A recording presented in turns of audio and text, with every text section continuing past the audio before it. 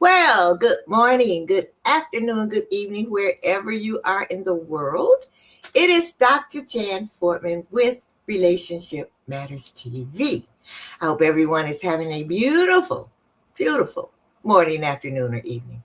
I'm here in Chicagoland, and I think, what is it? Oh, it's 7 degrees. Wow. Well, we were a little balmy today. It went up to 17. So, and we're looking for really, I would say, warm weather next week in the 30s. So we will probably be driving around in our convertibles. So anyway, so I hope everything is going okay with you. I know the weather has been horrible, especially on the East Coast. So, and down south, my nephew is in Austin, Texas, and it was 7 degrees. And I thought, oh my God, you don't even know what it's like. When he was here visiting me and it was in his 40s, he started talking about how cold it was, but now he really knows what cold is. Well, let's start off with our weekly relationship prescription. This is week 3. And week 3's prescription is pause before reacting. This is your relationship prescription. Now, week 1, what did we talk about? We talked about listening actively. And week 2, we talked about speaking with I statements. Week 3, which is this week, we're talking about pausing before reacting. So what is the dosage? Take 1 deep breath before replying in tense moments. And your instructions: create space between emotion and response. What is the warning if you don't do this? Immediate reactions often cause unnecessary conflicts. So I want you to remember that. I will check back with you next week to see if you're following these prescriptions. I have a new sponsor, and just quickly, we're going to talk about it.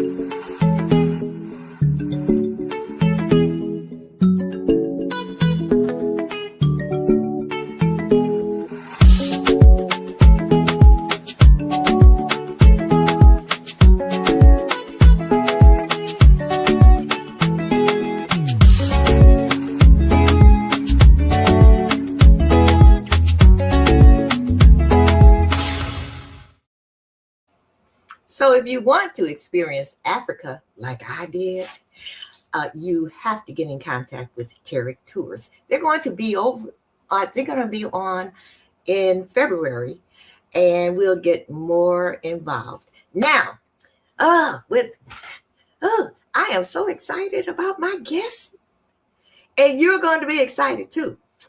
Oh my God, I have to tell you about her. Her name is Renee. I love that name. From a traumatic childhood and guided by an unbreakable spirit, a strong sense of purpose, Pia is on her stardom journey. She is the embodiment of what it means to rise, not once, but again and again. Pia reminds us Their purpose and a sound and resilience has rhythm. Now, at the age of 23, and when you see her, you wonder maybe that was last year. Pia auditioned for American Idol. Her audition impressed both Randy Jackson and Paula Abdul. However, Simon Cowell, and we know Simon, right? His response was the one that sealed the deal. He said, "I like you. You're interesting. You don't have the demeanor of a background singer. You're confident. You're stylish. I like you a lot." Woo, from him. And she also made it to the semifinals in season 20 of The Voice. Oh, she's saying what the world needs now. And if I can be techie, I'm hoping that you'll be able to hear it, because Burt Bacharach praised her rendition. Now, a little bit more about Pia. She is an accomplished, I think it's called bassist. Anyway, a bass player. And she played the role of a bass player for Jamal Lyon on the series Empire. And she's done voiceovers with United Way, CNN, Boeing, Nestle, many, many, many others. With all of this, she also has 3 albums. She's not just a singer. She is not just a voice actor. She is not just an actress. Pia is a storyteller whose voice has carried messages of trust, hope, and humanity into millions of homes. Now, where is she now in her journey? And we're going to talk about it. She has a role in the upcoming movie Moses the Black, which is a 50 Cent production starring Omar Epps. And I want to know, is he as cute? I'm going to ask her, is he as cute in person as he is, when you see him on the screen? Anyway, today we're not just talking about success. We're talking about what it costs, what it teaches, and what it makes possible when you refuse to let your past define your future. Without further ado, I welcome Pia Renee. Hello. Hey. That was an illustrious intro. Thank you. Thank you. I appreciate it. What you saying? How are you this evening? I'm good. I'm wonderful. How you doing? I'm doing fine. Are you staying warm? Girl, I got a space heater right by these feet as we speak. Okay, so let's jump right into it. Okay, so I have a lot of questions. Sure. And I'm gushing because I'm talking with a movie star, because she is a movie star. And this is just the role that I've seen, and maybe her first role, but I think she should be nominated for an Oscar for, what is it? Not the leading actress. What do you call it? Supporting. Yeah, supporting. Oh, that's generous of you. I'm putting it out there. Yes. And as time goes on, she's going to be up for actress for, Anyway, so let's get started, Pia, because I've got some questions for you. So I want to know, when you were a little girl, did you always want to become an entertainer? Absolutely, yes. I've wanted to be a singer since I discovered my voice. So when I was young, Whitney Houston was the it girl. And I grew up singing in church similar to herself. So in my mind, it was only a natural progression of, okay, you grow up, you sing in the church, and then you hit the world stage, and that's how it was supposed to go. Of course, my journey was not linear, as linear as I described what my thought process was. But nonetheless, from growing up singing in church to now my first film. So how did you know that you had this voice? Did you know intrinsically, or did they just say, "Oh, Pia, you can really sing"? How did that work? No, it's interesting you asked that. Most of my self-discovery and my journey with my gifts has been um, in isolation.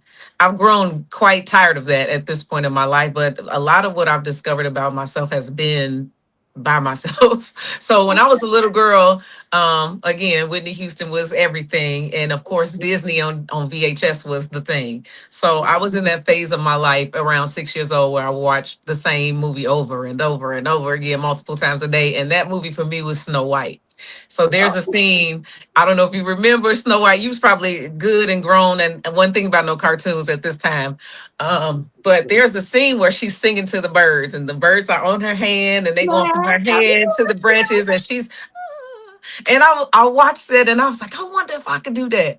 I wonder if I could do that. And I had this habit of playing in my mama's closet because when I would go in there and close the door, my voice was big, and I liked going in there to make sounds and make noise and talk to myself. So one day I'm watching this movie, my mama going to work, my grandma downstairs, I'm watching TV, I'm occupying myself, and I ran in the closet and I was and I'm like, wait a minute, I can do it. I can sing. I was by myself, 6 years old, and just curious. And I explored that curiosity. And from that moment on, I have been just enamored with singing and song and my voice. And that's where it began for me.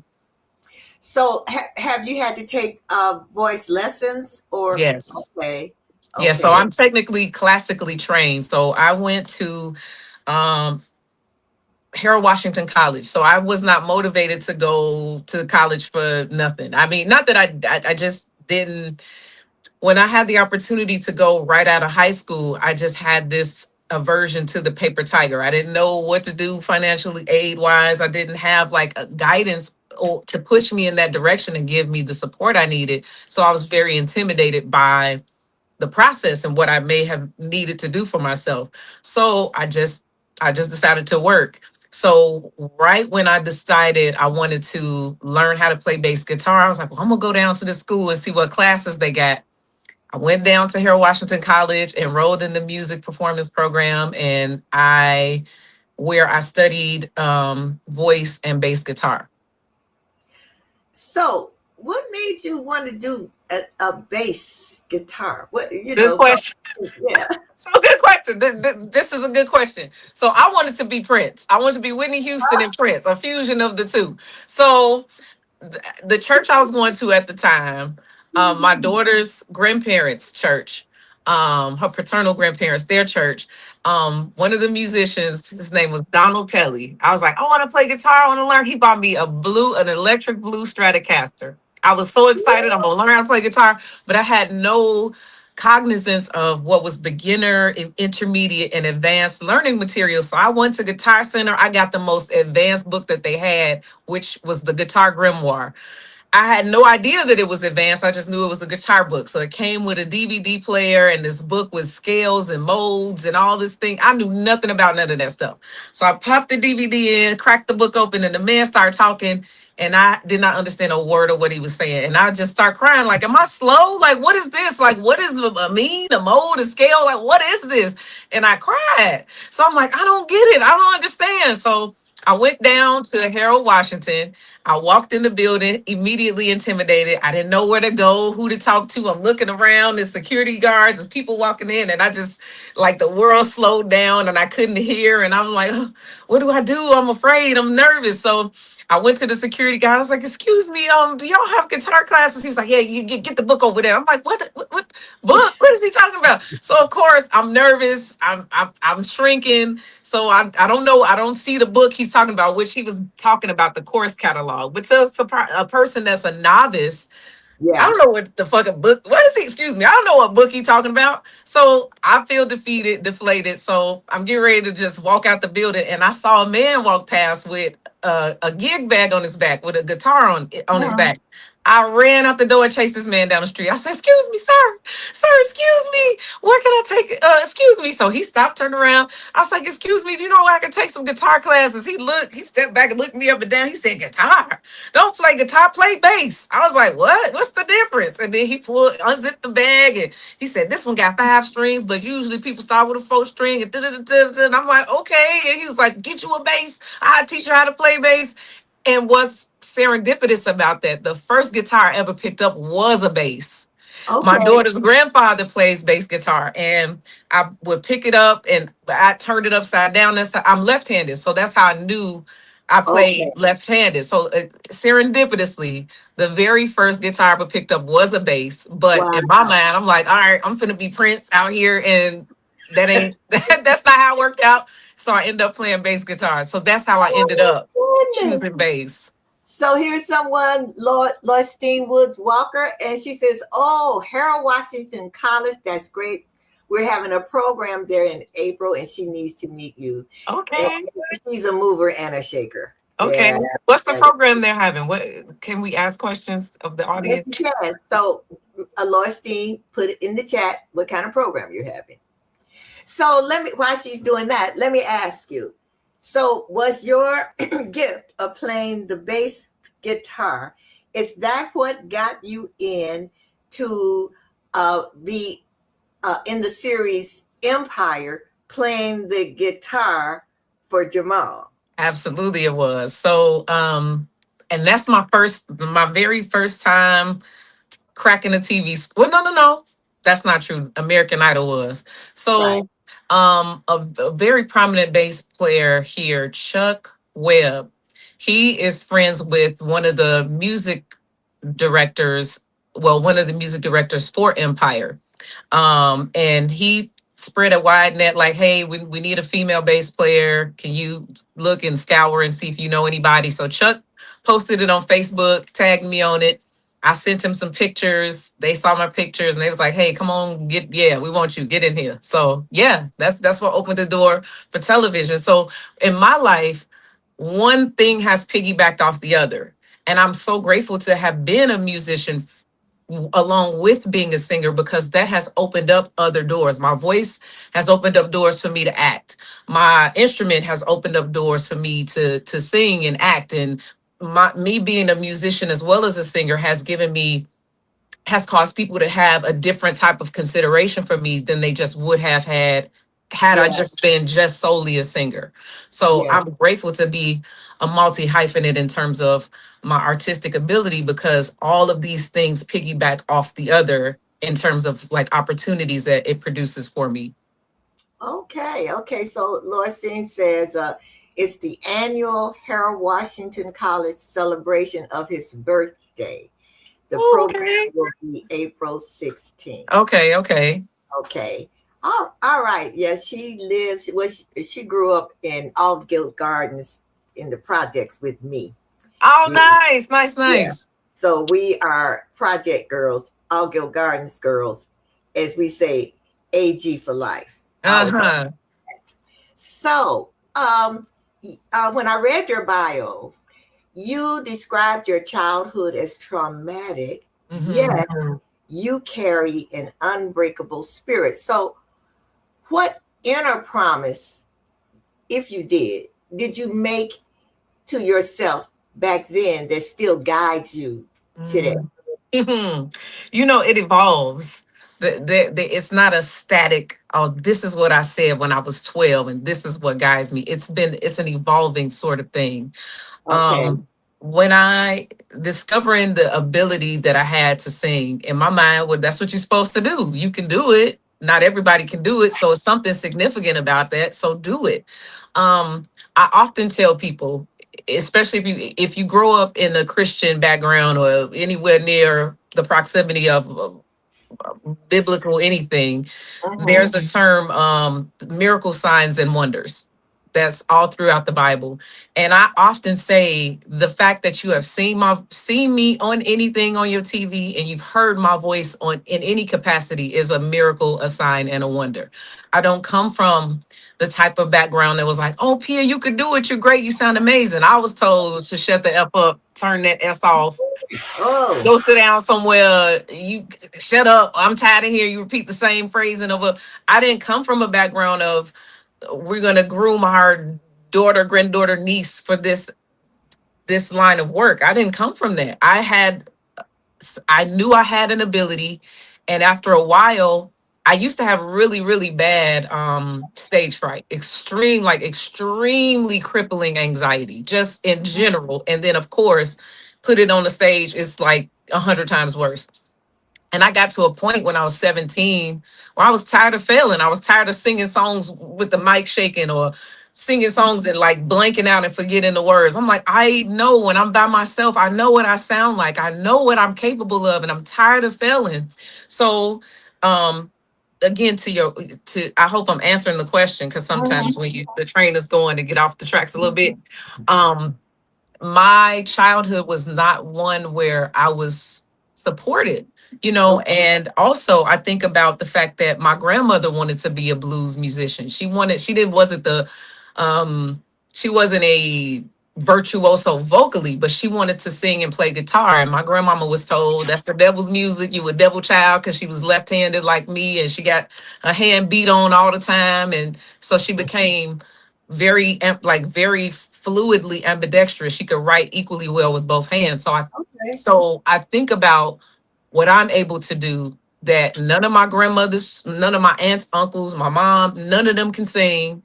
My siblings, cousins, some of them can carry a tune, but nobody is an artist to the degree or magnitude as I am. Nobody has pursued this as their life's work as I have. So I look at that as like a divine trust. My grandmama's gifts and desires and ability could have went to anybody, but it came to me. So I find that, hey, this is special, it's sacred. And not only is it something that's important to me, but the fact that my grandmother she couldn't do it. She lived a life similar to parallel to Celie off The Color Purple, married off at 13 and Oh, all of the things. yeah. So I get to do something that she wanted to do and couldn't do. I get to do something that everybody told me I couldn't do. I'm here, and it's a miracle. It's a sign. It's a wonder. You're looking at it. It ain't Oh, gonna crack the sky because it's right here on your screen. all righty. Yes, indeedy. And you are here. You are here. I was here. His eye is here.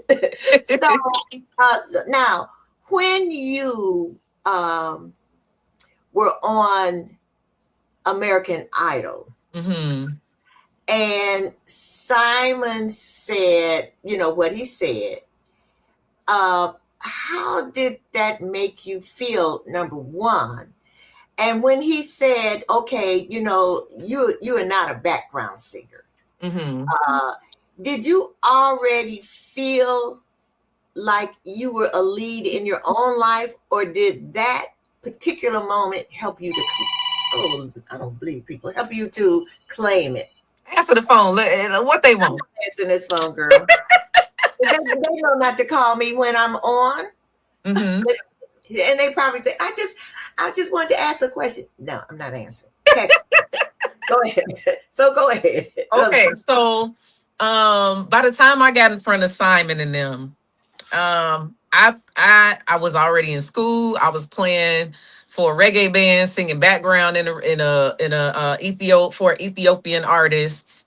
So I was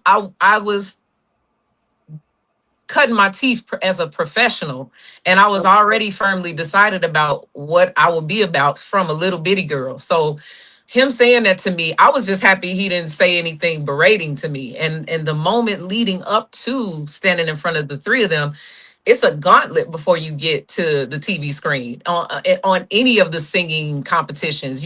That's just not, you walk in off the street and boom, you in front of the coaches or judges. That's not like that. You got to go That through round is that's like the fourth or fifth, maybe even the sixth round when you get to that point. And in my mind, as it pertains to American Idol, I knew what I saw on TV, but walking into that room is like 50 people that you don't even see. Is the three judges, security, camera people, production folks, all kind of people. So it was a little jarring, on top of the fact that when I tell you I was shaking like a leaf, shaking like a leaf. Before I walked in the room, I could not control myself. I was like literally I was shaking so bad. But I'm gonna tell you something, the power of embarrassment.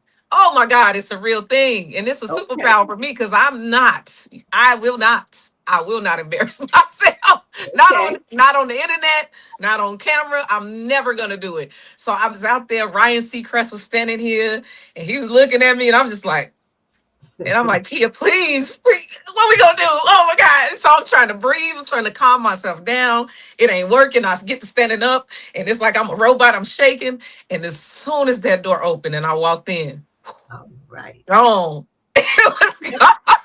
It was gone because I'm like, girl, it's gonna be on the internet. Please. You got a mohawk with 76 colors. They gonna put you on TV. If you sound bad, it's gonna be with you forever. So you got to do something.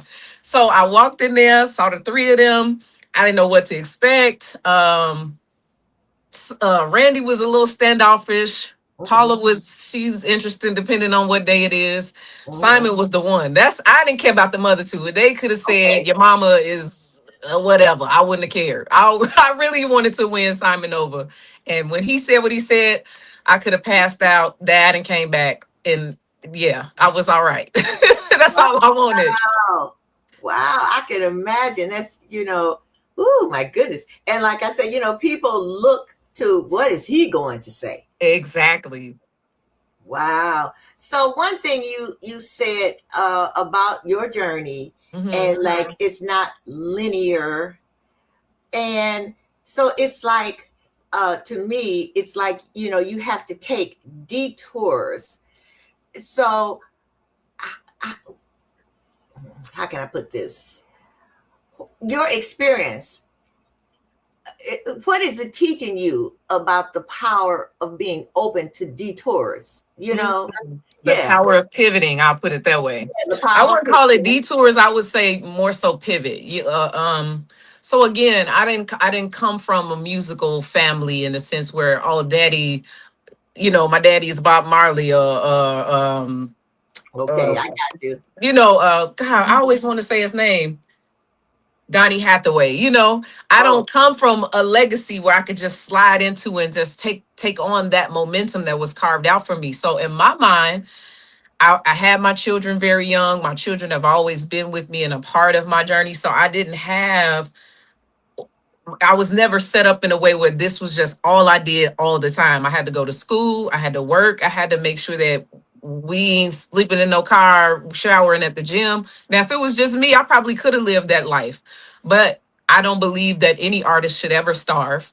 I've never believed that. I've never believed in my children suffering or having to be uncomfortable because of my desire. They didn't ask to be here. They didn't ask to have a teen mom. They didn't ask to be the kid of a kid. They didn't ask for that. So I owe them all of my capacity as it pertains to providing them with comfort, peace, and stability. So if I got to work during the day and do this at night on the weekend, that's what I did.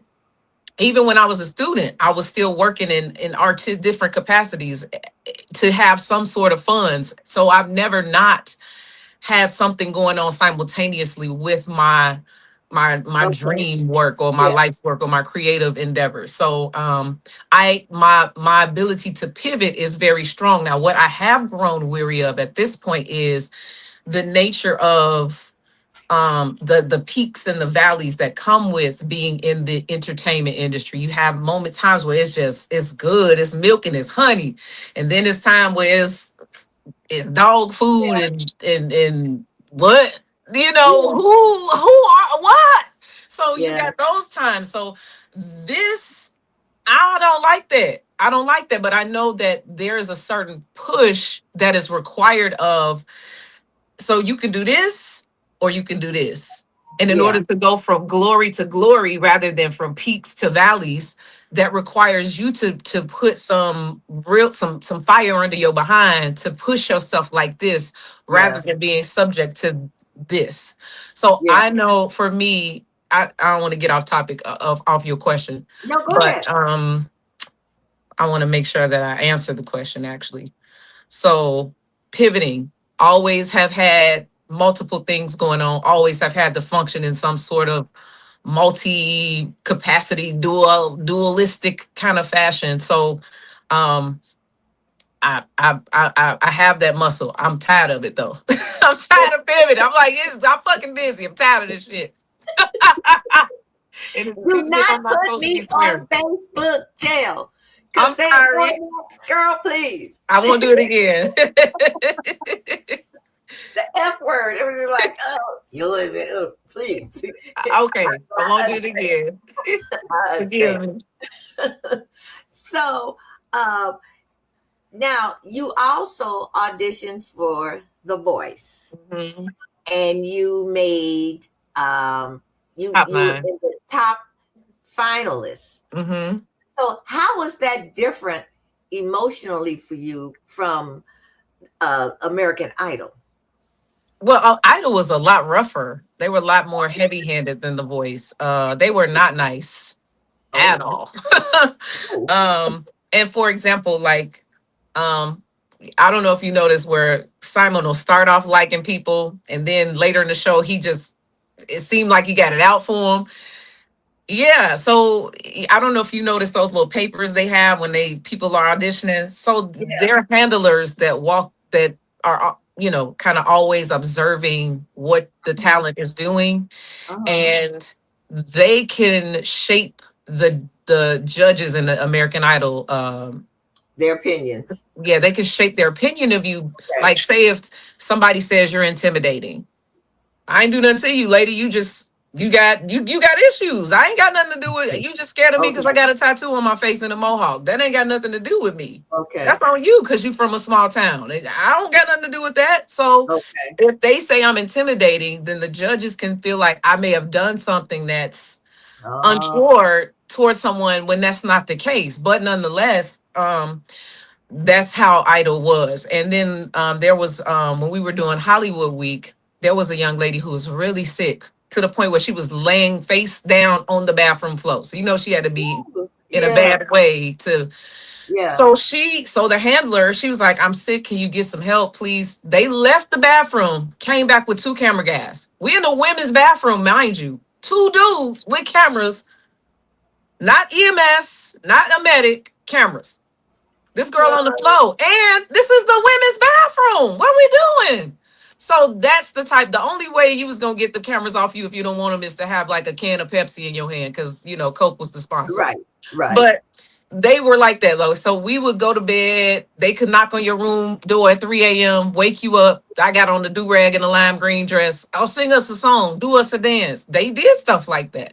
Oh, wow. So Idol was not kind. They were not kind to talent. So, Okay.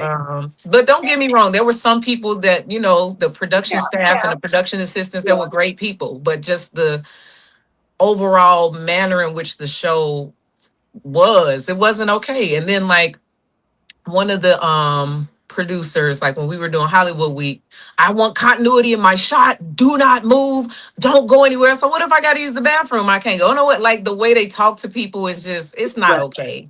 I So don't know when if they've evolved out of that sense, but they were you, not kind. so when you compare that to The Voice, Hmm.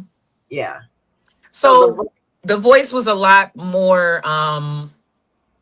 humane, but at the end of the day, it's a TV show. The priority is not artists succeeding. It's a TV show being successful. Period. Full stop. yeah. So while they were not rough on us like Idol was, like my experience was with Idol, it still did not have like they behind the scenes. The artist's best interest was not at the Okay. forefront of what was Okay. I got you. in the execution of things. Okay. So Loisine says that's why I don't watch those shows. Hmm. And then Renita said that sounds very challenging to deal with. And Loisine says she has to leave, but she wanted you to know that she may be asking you to be on the program as an alumni because you are marvelous. Oh, thank you. Thank you. I appreciate that. So now, excuse me, a couple of other things that I wanted to know. You seem, you are very grounded, Thank you. and and it doesn't seem that you let all of this validation define you. So how do you stay grounded? Ooh, good question. Okay. So I am a bag in the wind, girl.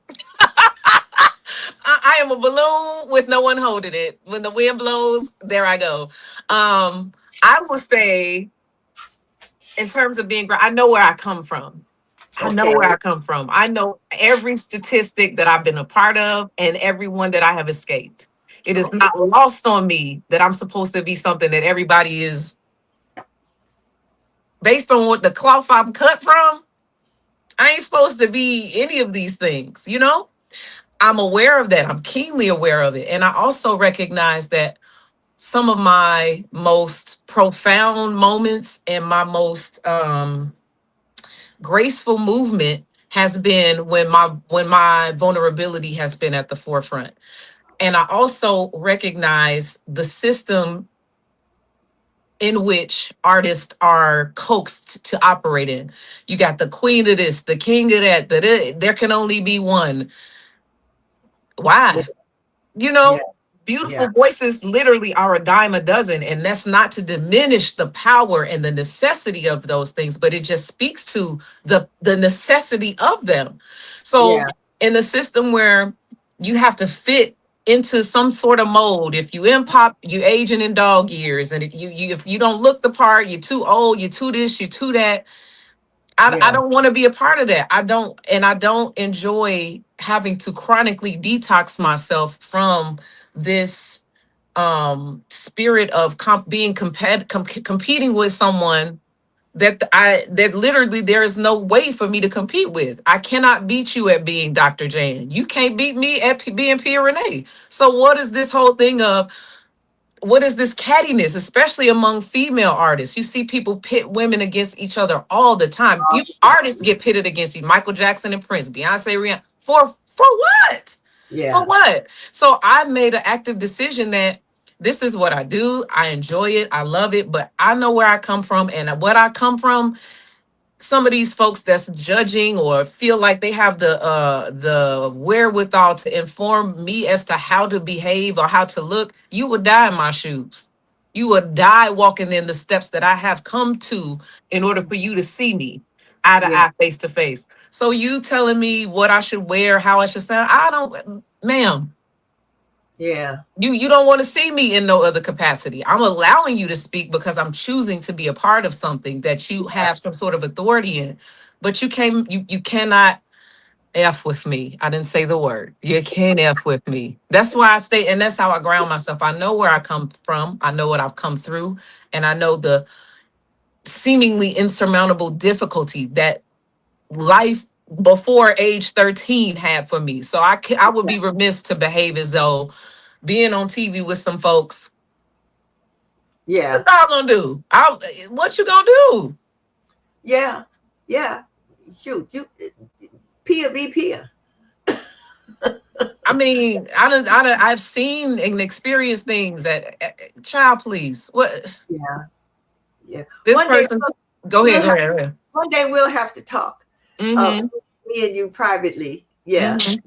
Okay, so I did get a text. I guess the person decided, I wasn't gonna pick up. Uh-huh. So, okay. What advice would you give someone who wanted to aspire to be an entertainer that would make their journey somewhat easier? Mm. Well, entertainment is a discipline. It's a discipline. I would say master your craft, whatever it is. If it's acting, if it's singing, if it's whatever it is, master it. Be so good at it that you are undeniable in any setting.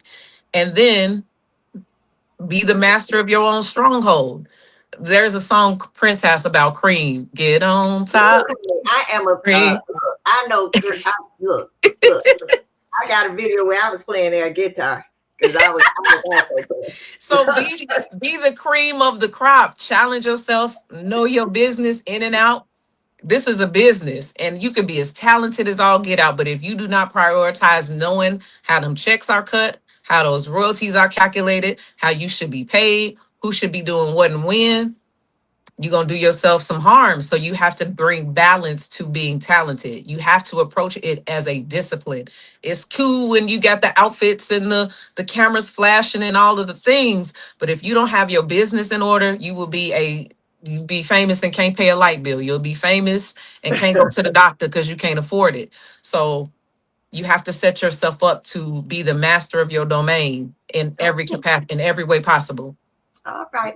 So now the show is called Relationship Matters. Mhm. And so let me ask you, were there any specific special relationships that have inspired you and motivated you to keep on your journey? Yeah, I would say my children. I Okay. want to, like, again, I didn't come from a legacy of sorts into what I'm doing. And I want to, if my children or grandchildren choose to come into this line of work, I want to have carved out a lane for them to do so, a lane and a name that they can step into and step into the momentum of. They don't have to do it from scratch. They don't have to do it. And I got to deal with all of this on my own. They don't have to do none of that.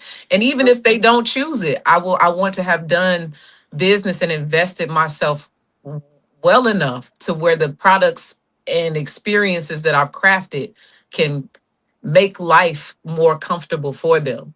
So even Okay. if they don't choose this, they can live in a house that they don't have to pay for. They can go to school and not have to worry. They can drive cars that they don't have to worry about how they're going to pay for this or that.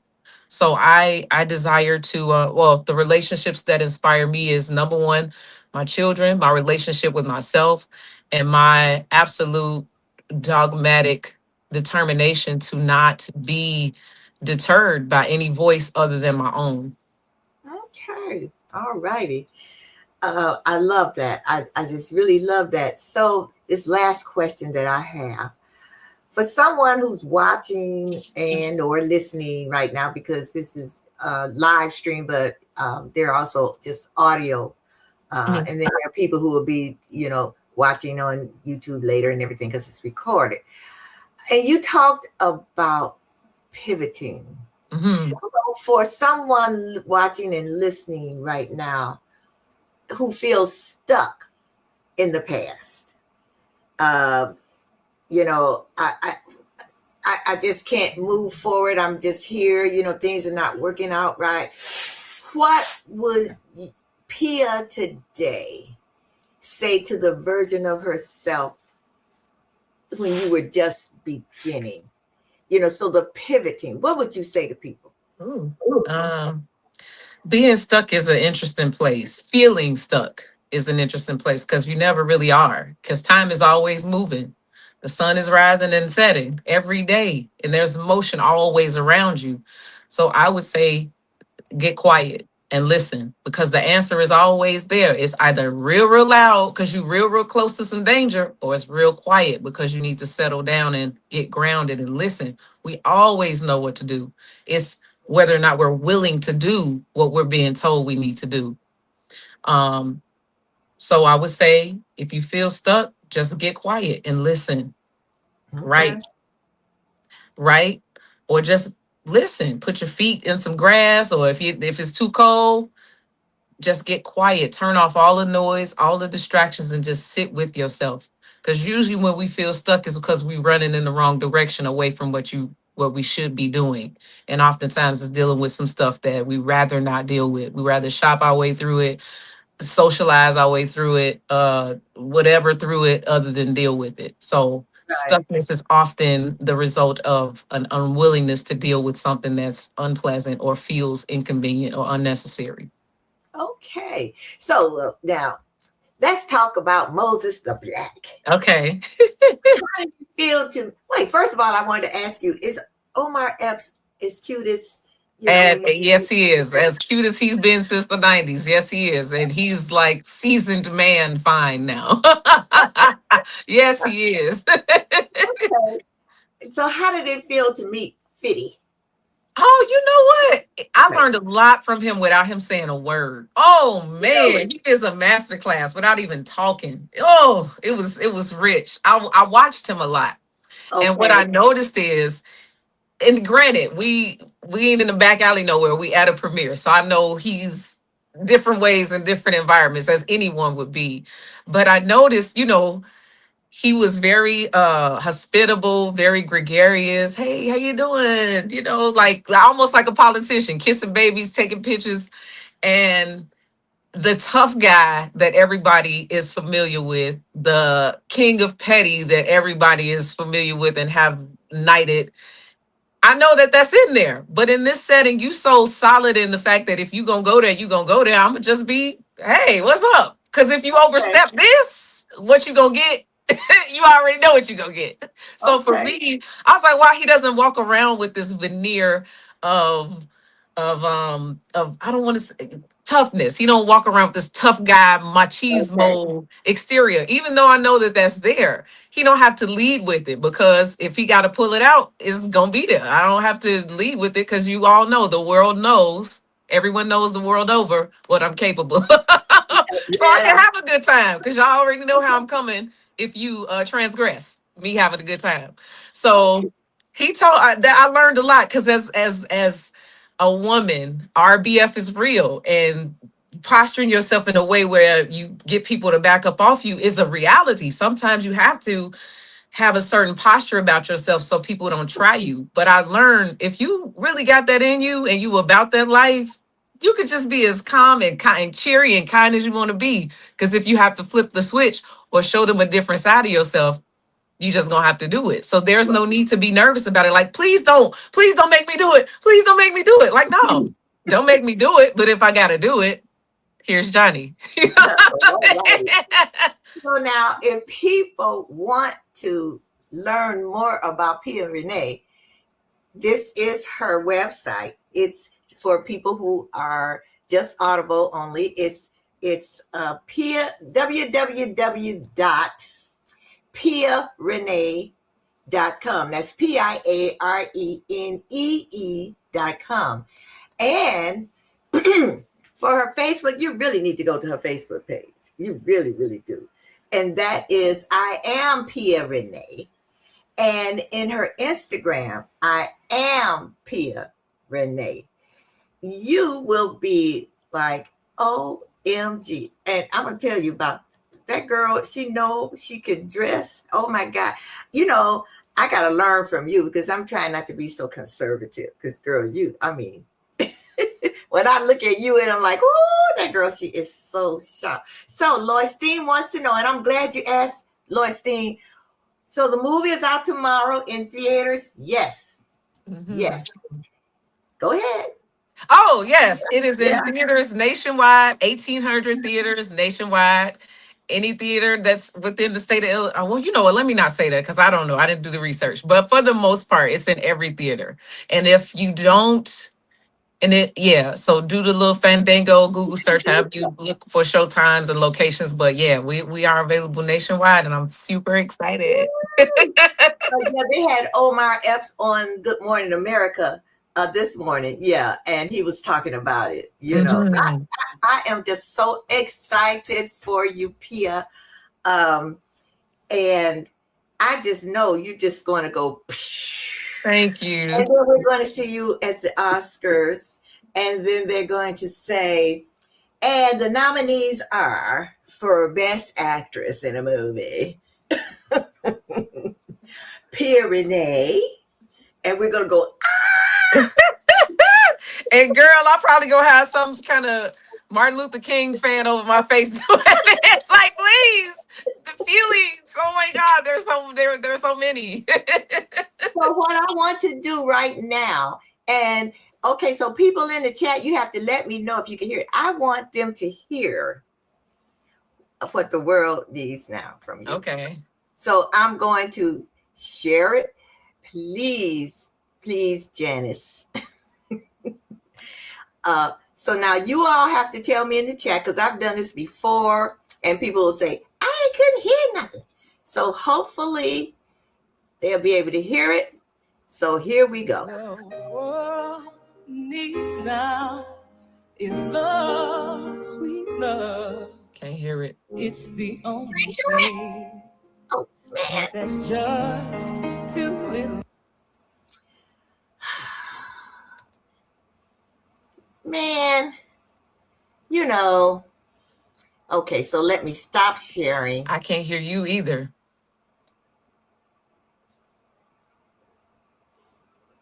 Okay, Jesus. You can hear me now, right? I can't hear you. You can't hear me now? Oh, God. Okay, okay. Can you hear me now? You can't hear me? Why can't she hear me? Oh, God, I hate this. Okay. This will happen every time. Can you hear me? You can't hear me?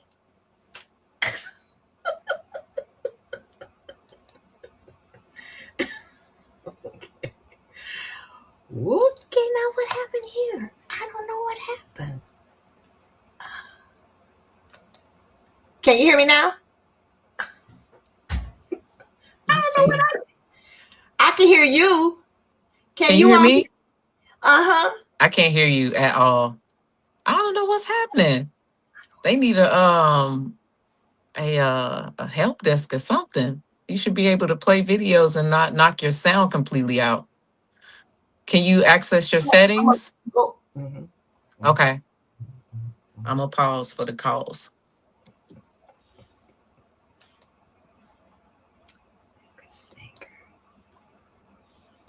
Can you hear me?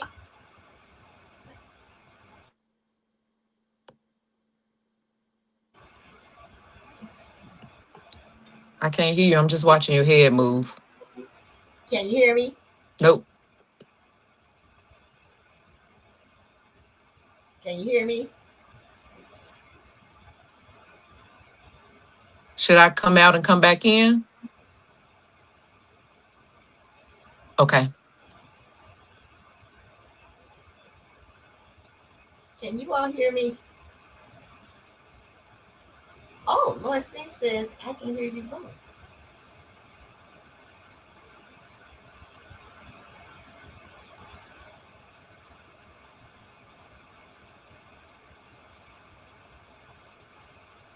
And thank you. Can I you can't hear you. I hate that. What is happening? And wait a minute. She says I can hear you Let me both. see. Nope, it's not on my end. I hear Well, I'm you. gonna just sit here and be quiet. You can talk to your guests. Well, the folks that have joined us, because I can't hear you. But I love you. They can hear. Okay, they can hear me. We need closed captioning. Okay, they can hear both of us.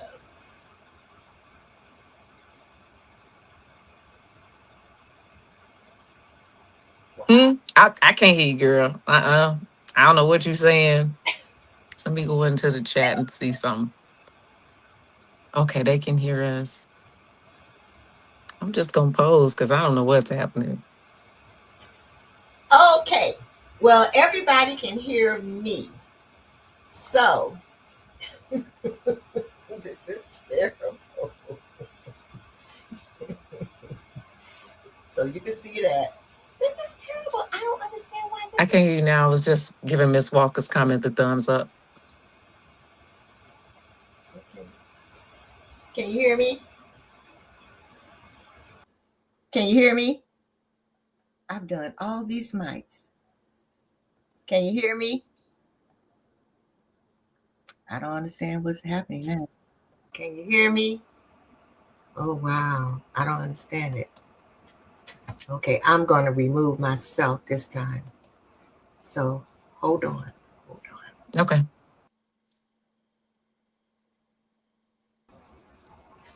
Can There you we hear go. Yeah. How'd you figure it out? I just went out and came back in. Girl, these folks at StreamYard better get it together. Tell me about it. You know what? I used to really get extremely upset when something like this would happen. But when I watch regular TV and I see things happen, I'm like, okay, if it can happen to them with millions of dollars worth of techie people around, it can happen to little old me. Okay, so, oh God. Okay, so Laura Steen says she doesn't see your name in the movie credits. And then, who is this? They might not be it. They at the end credits. I don't know All about right. the credits. I got that check. I don't care what it say online. I got that check and it cleared. So I want to say this before we go. So we're going to close out. And I'm reminded from Pia and our conversation that success is rarely, number one, is rarely a straight line. And this is for you people out here who are going like, "Whoa, it's not doing this, it's not doing." But it's a series of brave choices made in moments when fear could have easily won, like when she was with American Idol. So Pia's story teaches us that healing and ambition can coexist, that reinvention is not a failure, it's wisdom, and that your voice, whether spoken, sung, or lived, matters. So what moved me most about Pia's conversation is how she listens to herself and how she honors her growth. So Pia, I just truly want to thank you for sharing your light, your truth, your voice, and for everyone that's watching, listening, you got to stay. If you got a goal, stay open, stay brave, and never, ever, ever underestimate the power of becoming who you were always meant to be. And you know what? I'm kind of using Pia's words. So, Pia, I just really want to thank you for being my guest. It was an honor, a privilege, and a delight. And you know what? I am going to the movies. And look, and when you come on screen, I'm going to say, I know her. So you take care. Thank you. I want you to be blessed, and just I pray that you are going to be just on top. We're going to know the name of Pia Renee, and I want to tell everyone you've got to go to her website and her Facebook page so that you can see Pia in all of her wonderful, awesome glory. So, okay. And this right quick. Lord Steen said it is in divine order that I'm to be on tonight. Yes, Lord Steen. And then Sandy Barney Ennis says she is going to the movies too. So, Pia, thank you so much. And you have a beautiful, blessed rest of your evening here in 7-degree weather. Thank you for having me. I appreciate it. All righty. Bye-bye.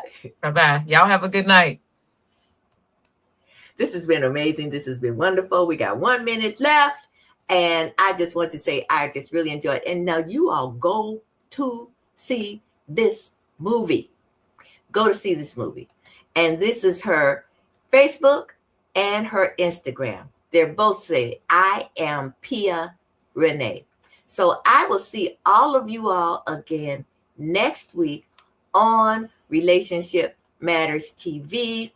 I hope everyone is having a beautiful, blessed rest of your morning, afternoon, or evening, wherever you are. Remember, there are all kinds of relationships, all kinds of relationship matters. Life is about relationships. All righty. See you next week. Bye-bye.